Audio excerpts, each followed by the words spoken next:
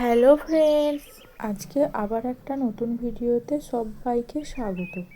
এটা ঘরে সাজিয়ে রাখলে আমাদের ঘরের সৌন্দর্য অনেক গুণ বাড়িয়ে তুলবে।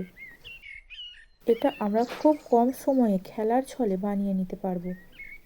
এটা খুবই সহজ একটা জিনিস, ঠিক এরকম করলে দেখতে খুবই সুন্দর হবে। এটা একটা স্ট্যান্ড তৈরি করছি, এটাতে ওই জিনিসটা রাখতে পারবো। তার জন্য সবার প্রথমে স্ট্যান্ডটাই বানিয়ে নিলাম। আমার কাছে কয়েকটা আইসক্রিমের কাঠি ছিল, সেগুলো দিয়েই স্ট্যান্ডটা বানিয়ে নিলাম। স্ট্যান্ডটা তৈরি করতে কোনো খরচাই লাগবে না, তো দেখতে খুব সুন্দর হবে। তোমরা প্রথম থেকে শেষ পর্যন্ত ভিডিওটা দেখতে থাকো। তারপর সম্পূর্ণ জিনিসটা একের পর এক তৈরি করে নিলাম। এটা আমরা ওয়াল ডেকোর হিসেবেও ব্যবহার করতে পারি, তাহলে দেখতে খুব সুন্দর লাগবে।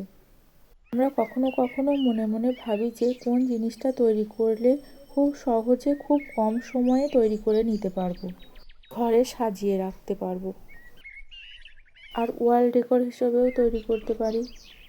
সব মিলেই আমরা এই জিনিসটা তৈরি করে নিতে পারি। কিছু জিনিস যদি নিজে তৈরি করে ঘরে সাজাই, তাহলে আমাদের নিজেদেরও খুব ভালো লাগে। তাই আমি ভাবলাম আর এই জিনিসটা তৈরি করে নিলাম। তোমরা দেখে বলবে কেমন হয়েছে। তোমরা কমেন্টে অবশ্যই বলবে জিনিসটা কেমন হয়েছে।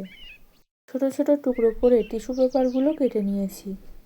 এটা তৈরি করা খুবই সহজ আর খুবই অল্প সময়ে হয়ে যায়।